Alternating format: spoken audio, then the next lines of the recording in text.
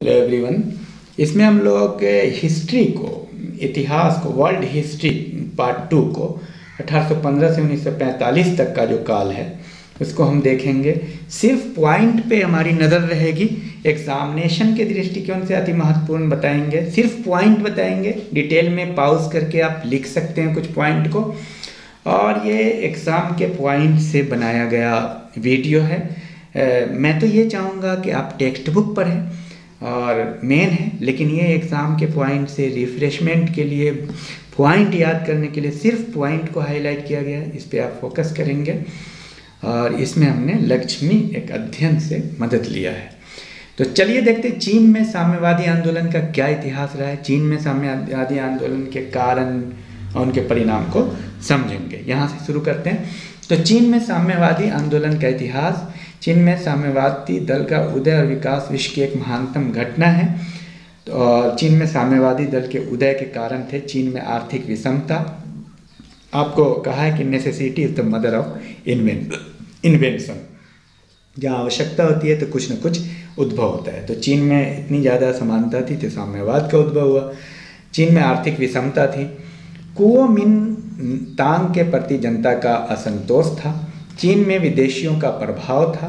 शिक्षा का विकास भी चीन के साम्यवादी आंदोलन के कारण बने हैं। आइए, रूस की क्रांति का प्रभाव भी पड़ा चीन पे। माओ का नेतृत्व भी चीन के लिए महत्वपूर्ण रहा है।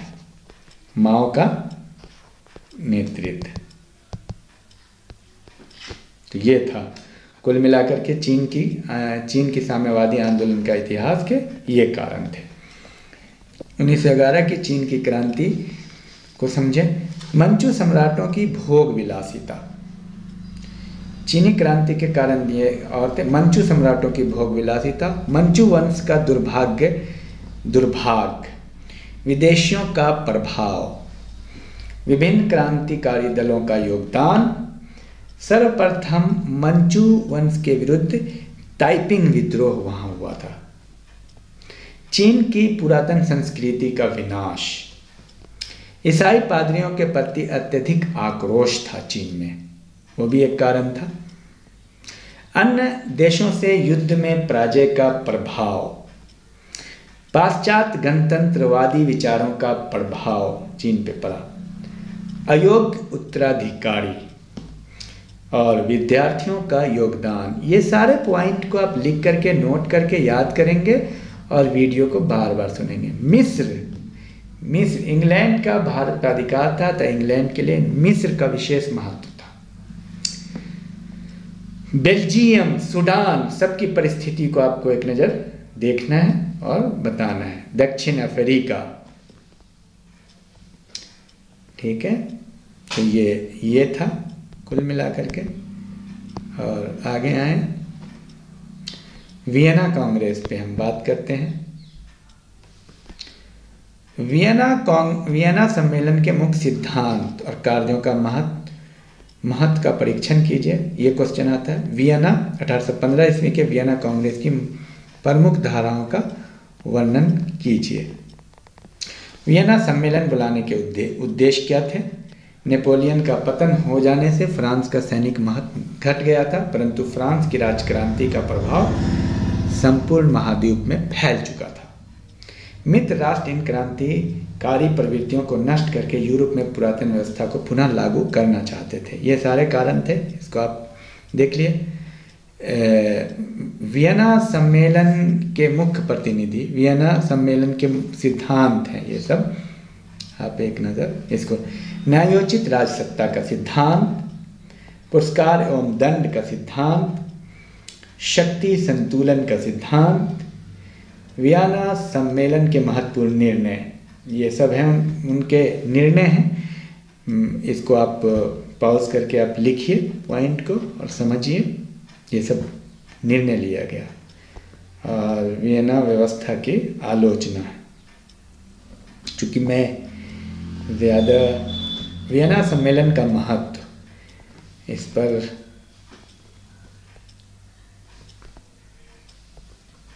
ठीक है, वियना को आप इस तरह से कर लेंगे अब आते हैं यूरोप की संयुक्त व्यवस्था पे।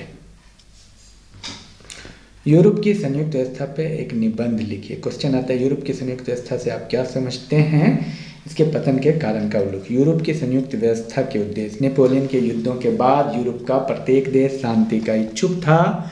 यूरोप व्यवस्था का निर्माण एकता के एक व्यवहारिक अनुभव का परिणाम था। यूरोप के में फैली प्रजातंत्र तथा राष्ट्रीयता की भावना को दबाना था। यूरोप में इस तरह की व्यवस्था स्थापित करने के लिए 2 योजनाएं थी, पवित्र मैत्री और चतुर्राष्ट्रीय मैत्री। पवित्र मैत्री या पवित्र संघ और चतुर्प्रमुख संघ या चतुर्राष्ट्र मैत्री।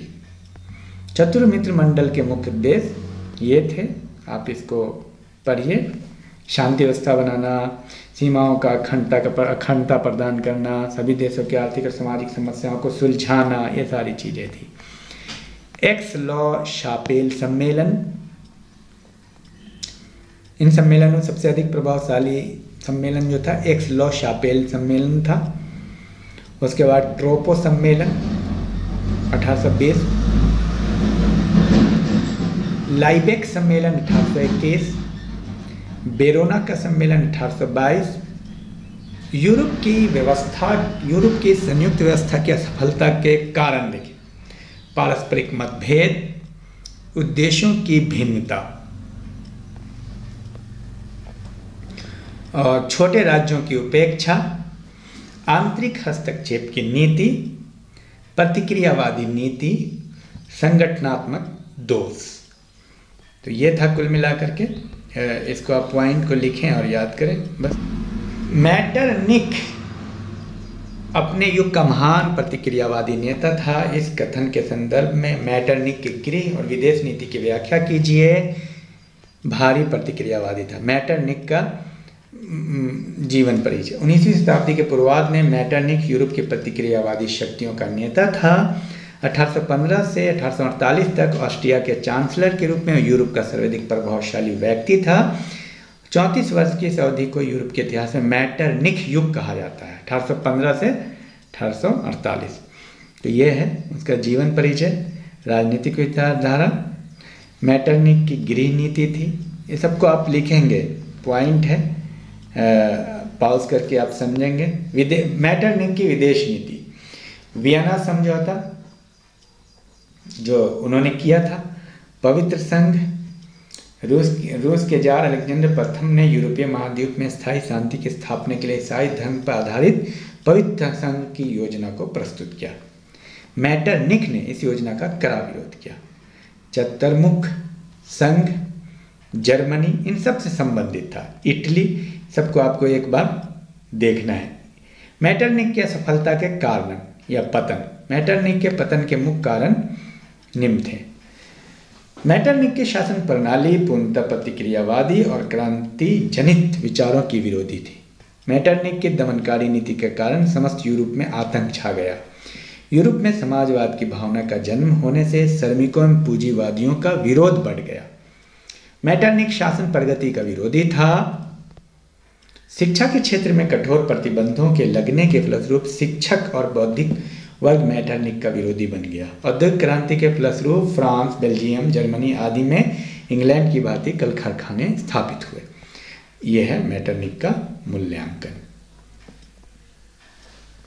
उसके बाद यूरोप में 1848 की क्रांति। 1848 का वर्ष यूरोप के इतिहास में एक आश्चर्यजनक वर्ष था। इस कथन की सत्यता प्रमाणित कीजिए। 1848 की क्रांति का मुख्य कारण लुई फिलिप की आंतरिक और बाह्य नीतियां थी, जिनके कारण उसका शासन फ्रांस में अलोकप्रिय हो गया। सन 1848 में जो क्रांति फ्रांस में हुई वो केवल फ्रांस तक ही सीमित नहीं रही, वरना इस क्रांति की चपेट में संपूर्ण यूरोप आ गया। इस प्रकार क्रांति को नष्ट कर पुरातन व्यवस्था को लादने का मैटरनिख का स्वप्न चकनाचूर हो गया और हर जगह नवीन शासन की स्थापना हुई। 1848 की क्रांति के कारण। 1830 से 1848 के बीच हुए आर्थिक परिवर्तन इसके कारण थे। बुद्धिजीवी और श्रमिकों का शक्तिशाली होना, समाजवाद का प्रसार और खींचों की नीतियां लुई फिलिप की दुर्बल नीतियां, गौरवशाली विदेश नीति का परित्याग, शासन पर मध्यम वर्ग का प्रभाव, क्रांति का अन्य देशों पर प्रभाव, ऑस्ट्रिया पर प्रभाव पड़ा, बोहेमिया पर प्रभाव पड़ा, हंगरी पर प्रभाव पड़ा, पर्शिया पर प्रभाव पड़ा, स्विट्जरलैंड पर प्रभाव पड़ा, इंग्लैंड पर क्रांति का प्रभाव पड़ा, आयरलैंड पर प्रभाव पड़ा। और क्रांति के परिणाम स्वरूप आप ये देखिएगा कि मध्य यूरोप में क्रांति जिसका प्रारंभ बड़े महत्वपूर्ण आशाजनक ढंग से हुआ था, थोड़े ही दिनों में शांत हो गई। किंतु ये आश्चर्य की बात नहीं थी, क्योंकि क्रांति मुख्य नगरों तथा मध्यम वर्ग का ही कार्य था। कि सन 1830 की क्रांति के कारण मुख्य घटनाओं तथा महत्व का विवरण। फ्रांस में लुई 18वें ने सन 1814 से 1824 तक शासन किया। इसके बाद इसका भाई चार्ल्स दसम के नाम से गद्दी पर बैठा, जो कट्टर सत्तावादी दल का नेता तथा घोर प्रतिक्रियावादी था। 1830 की क्रांति, चार्ल्स दसम, ठीक है। तो ये सब आप देख लें। 1830 में चार्ल्स दसम के भाषण देते हुए कहा, क्राउन के अधिकार पवित्र हैं तथा इसकी रक्षा करना मेरा कर्तव्य है। उसने क्या किया, प्रेस की स्वतंत्रता समाप्त कर दी, चैम्बर ऑफ डिप्यूटीज जो जनता का प्रतिनिधित्व करती थी कुछ समय से पूर्व ही समाप्त कर दिया, मताधिकार को सीमित कर दिया, संपत्ति की योग्यता को भी पहले से अधिक बढ़ा दिया। उसने सभा का कार्यकाल 7 वर्ष से घटाकर 5 वर्ष कर दिया। ये सारी चीज़ें थी। तो 1830 की क्रांति का कारण देखिए, चार्ल्स दसम की प्रतिक्रियावादी नीति, क्रांतिकारियों तथा नेपोलियन के समर्थकों का विरोध, कैथोलिक धर्म को पुनः स्थापित करना, सामंतों की मुआवजा, गिरजाघर दूषण अधिनियम, राष्ट्रीय रक्षा सेना का भंग होना, विजय अभियान लिप्स में लिखा है कि नेपोलियन ने इस बात को स्वीकार किया था कि स्वदेश में संतोष को दबाने का उपाय यह है कि विदेशों में विजय प्राप्त की जाए तथा युद्ध का एक उद्देश्य ये भी हो कि लोग इस बात को भूलें कि स्वदेश में उसका शासन निरंकुश है। समाचार पत्रों पर प्रतिबंध, चार्ल्स दसम का प्रतिनिधि सभा में भाषण, तत्कालीन कारण, क्रांति का महत्व तथा प्रभाव, दैविकीय अधिकार का स्थान जनता की प्रभुसत्ता द्वारा लेना, राजवंश का परिवर्तन, मध्य वर्ग की विजय, प्रतिक्रियावाद की समाप्ति, राष्ट्रीय सुरक्षा गार्ड की पुनः स्थापना, धर्म का राजनीति पर प्रभाव समाप्त होना, निरंकुशवाद के लिए खतरे की घंटी, सन 1789 की क्रांति की पूरक थी ये। और चीन का प्रथम अफीम युद्ध को अब भी हम देखेंगे। प्रथम अफीम युद्ध, इंग्लैंड की साम्राज्यवादी नीति के फलस्वरूप चीन की भूमि पर अफीम के व्यापार के एकाधिकार के प्रश्न पर 1839 ईस्वी में प्रथम युद्ध आरंभ हुआ। इसको आंग्ला चीन युद्ध भी कहा जाता है, प्रथम अफीम युद्ध भी कहा जाता है। 29 अगस्त 1842 ईस्वी में इस युद्ध में चीन को पराजित होकर इंग्लैंड से नॉन किंग की संबंधित करनी पड़ी। अफीम के युद्ध के कारण अंग्रेजों की सर्वोच्चता प्राप्त करने की इच्छा, दो सभ्यताओं का संघर्ष। क्लाइट का कथन है, अफीम युद्ध का अफीम से कोई संबंध नहीं था, बल्कि वो दो सभ्यताओं के मध्य संघर्ष था। चीन का आर्थिक संकट,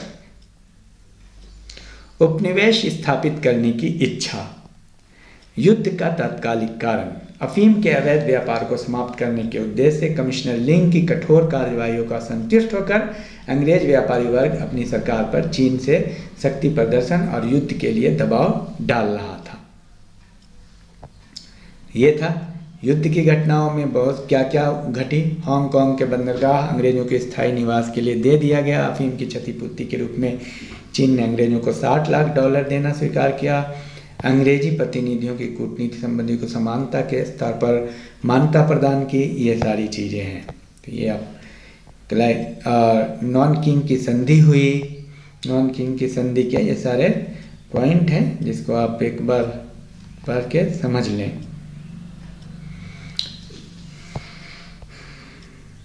चीन की 1911 की राजक्रांति, ये आप प्रमुख कारणों का वर्णन करेंगे।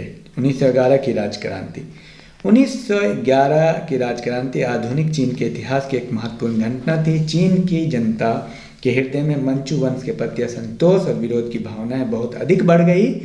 चीनी जनता ने अनुभव कर लिया कि देश की बढ़ती हुई समस्याओं को सफलतापूर्वक हल करना मंच सरकार के लिए असंभव है। ताइपिंग विद्रोह, बॉक्सर विद्रोह तथा अन्य छोटे छोटे विद्रोह से चीनी जनता ने व्यापक असंतोष का प्रदर्शन किया। तो चीनी क्रांति के कारण जनसंख्या 1911 की चीनी क्रांति के कारण देखिए, जनसंख्या में वृद्धि, प्रवासी चीनियों की समस्या, मंचू सरकार की दोषपूर्ण आर्थिक नीतियां, चीनी जनता पर नवीन करों का भार, पाश्चात्य विचारों का प्रभाव, यातायात साधनों का विकास, समाचार पत्रों का सहयोग, प्रांतों का असहयोगी दृष्टिकोण, मंचू सरकार की रेल नीति भी उसके लिए जिम्मेदार थी। सन यात सेन का नेतृत्व, क्रांतिकारियों के लक्ष्य, तात्कालिक कारण भी थे इसमें। इसको आप पॉइंट को देख लेंगे, वैसे तो पॉइंट आप सारे याद कर लें। युद्ध 56 से 60 तक होने वाले द्वितीय अफीम युद्ध के कारण परिणाम को समझेंगे। प्रथम अफीम युद्ध में यूरोपीय शक्तियों को आशातीत सफलता प्राप्त हुई। उन्होंने चीन सरकार से न केवल व्यापारिक सुविधाएं बल्कि बहुत से विशेष अधिकार प्राप्त किए थे। तो द्वितीय चीन युद्ध के कारण आप समझिए, चीन का असंतोष, चीनियों को बलपूर्वक विदेश ले जाना, यूरोपीय व्यापारियों द्वारा अधिकारों का अनुचित प्रयोग, यूरोपीय व्यापारियों की आक्रामक कार्यवाहियाँ, चीन के वायसराय का अंग्रेजों के प्रति दुर्व्यवहार, राजनीतिक सत्ता स्थापित करने की इच्छा, उसके बाद नॉन किंग की संधि नवीनीकरण, युद्ध का तत्कालिक कारण, लोर्चा एरो घटना तत्कालिक कारण था, फ्रांसीसी कैथोलिक मिशनरी जैप डी लेन की कार्यवाही, युद्ध की घटनाएं, तीन अस्तीन की संधि, उसके बाद पीकिंग समझौता, ये सब याद कर लीजिए पॉइंट। चीन की अन्य देशों के साथ संधि, द्वितीय अफीम युद्ध के परिणाम, आर्थिक क्षति, देशोत्तर अधिकार से उत्पन्न समस्या, ये था। तो ये था द्वितीय अफीम युद्ध। प्रथम अफीम युद्ध भी हमने देखा है। अमेरिका की गृह युद्ध अब हम देखेंगे। अमेरिका के गृह युद्ध के प्रधान कारणों एवं परिणामों की विवेचना कीजिए। अमेरिका के गृह युद्ध 1860 ईस्वी तक उत्तरी और दक्षिणी अमेरिकी राज्यों के मतभेद इतने अधिक बढ़ गए कि समझौते की संभावनाएं समाप्त हो गई। दक्षिण ने संघ से अपने संबंध समाप्त कर लिए और संयुक्त राज्य अमेरिका को एक ऐसे दीर्घकालीन गृह युद्ध से उलझना पड़ा जिसे विश्व इतिहास का महानतम गृह युद्ध कहा जाता है। तो गृह युद्ध के कारण क्या थे? दासता। अमेरिकी गृह युद्ध के कारण दासता, मिसौरी समझौता, स्टीफन डगलस की प्रस्तावित योजना और ड्रेड स्कॉट के मामले का निर्णय, लिंकन द्वारा दास प्रथा पर प्रभाव, संघीय शास्त्रागार पर अधिकार, लिंकन का निर्वाचन, अमेरिकी गृह युद्ध के परिणाम, नागरिकता का अधिकार विधेयक, संविधान का 14वां संशोधन, पुनर्निर्माण अधिनियम 15वां संशोधन, राष्ट्रपति जॉनसन का महाभियोग, परिवर्तन अधिनियम। ये रहा सार्वजनिक क्षमा अधिनियम। इटली के एकीकरण पर संक्षिप्त निबंध। कावूर इटली का वास्तविक निर्माता था। इसको भी आप ले। इटली के एकीकरण की दिशा में प्रमुख कार्य इटली का एकीकरण। प्रमुख कार्य क्या था? मैजनी का योगदान था। इटली का सबसे प्रबल शत्रु ऑस्ट्रिया है। एकीकरण को पूरा करने के लिए कॉर्बोनरी अपर्याप्त है। यह था। कावूरा का योगदान इसमें है, इटली के एकीकरण में। इसको आप एक नज़र देख जाएंगे। कावूरा का योगदान है। गैरीबाल्डी का उद्भव, कावूर की मृत्यु, इटली का पूर्ण एकीकरण। एक इटली के विभिन्न चरण आप देखिए, एकीकरण के विभिन्न चरण। इटली का एकीकरण, प्रथम चरण 1858 से शुरू होता है। काबूल ने कोलंबियर समझौते के द्वारा फ्रांस के सम्राट नेपोलियन तृतीय को नीस एवं सेवाएं के प्रदेश का देने का आश्वासन प्रदान करके उससे लाखों फ्रांसीसी सैनिकों को सहायता प्राप्त की। द्वितीय चरण और तृतीय चरण। चतुर्थ चरण 1866 से ये है कुल मिला करके। इसको आप कर लेंगे, पॉज करके आप लिख लेंगे। उसके बाद जर्मनी का एकीकरण, चूंकि थोड़ा थोड़ा सब पे हमको जर्मनी का एकीकरण। बिस्मार्क जर्मनी का साम्राज्य वास्तविक निर्माता था, ठीक है।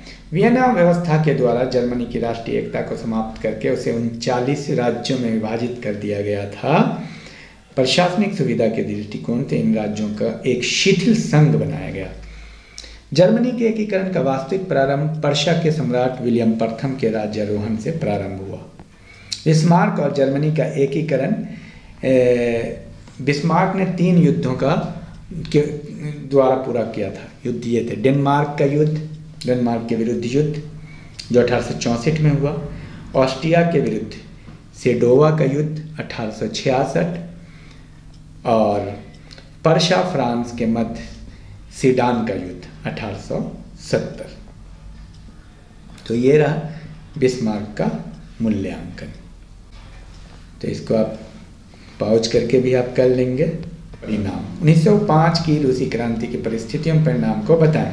1905 में रूस जैसे विशाल देशों को जापान जैसे छोटे देशों के हाथे पराजित होना पड़ा। रूस में तानाशाही के विरुद्ध सर्वत्र विरोध हो रहा था, जान ही रहे हैं आप। देखिए, तो रूसी क्रांति के कारण सामाजिक विषमता, विशेषाधिकार युक्त वर्ग, विशेषाधिकारहीन वर्ग, जार की निरंकुशता, रूस जापान युद्ध, औद्योगिक क्रांति, क्रांतिकारी दलों का प्रचार, समाजवादी क्रांति, भ्रष्ट नौकरशाही, बुद्धिजीवी वर्ग, संवैधानिक मांगों को ठुकराया जाना, विभिन्न प्रजातियां। 1905 की रूसी क्रांति की असफलता के कारण रूस की विशालता, जातियों की विभिन्नता, रूस का पिछड़ा होना। रूसी क्रांति का महत्व या परिणाम। असफलता के बावजूद भी क्रांति का रूस के इतिहास में महत्वपूर्ण स्थान है। क्रांति के कारण रूस में सुधार होना प्रारंभ हो गया था। क्रांतिकारियों के दबाव के कारण जार को संवैधानिक शासन की स्थापना का प्रथम प्रयोग करने के लिए विवश होना पड़ा। तो ये था रूसी क्रांति के महत्वपूर्ण परिणाम। प्रथम विश्व युद्ध के लिए उत्तरदायी कारण। प्रथम विश्व युद्ध के लिए उत्तरदायी कारण को हम एक नज़र देखते हैं। यूरोपीय देशों की गुटबंदी, उग्र सैनिकवाद, औपनिवेशिक विस्तार, जर्मन सम्राट कैसर विलियम द्वितीय का चरित्र, बोस्निया तथा हर्जेगोविना की समस्या, उग्र राष्ट्रवाद की भावना, आल्सास व लॉरेन की समस्या, अंतर्राष्ट्रीय संस्था का अभाव, सराजेवो हत्याकांड बहुत महत्वपूर्ण है। क्या युद्ध अपरिहार्य था? प्रथम विश्व युद्ध के परिणाम। आर्थिक हानि बहुत महत्वपूर्ण है। किसी भी युद्ध में आर्थिक हानि होती है। राष्ट्रीय भावनाओं की विजय, राजतंत्रों का पतन, तानाशाही की स्थापना, सैनिकवाद का प्रसार, राष्ट्रसंघ की स्थापना, समाजवाद की प्रगति। ये था प्रथम विश्व युद्ध के कारण। उसके बाद इटली में फासीवाद को भी देख लेते हैं।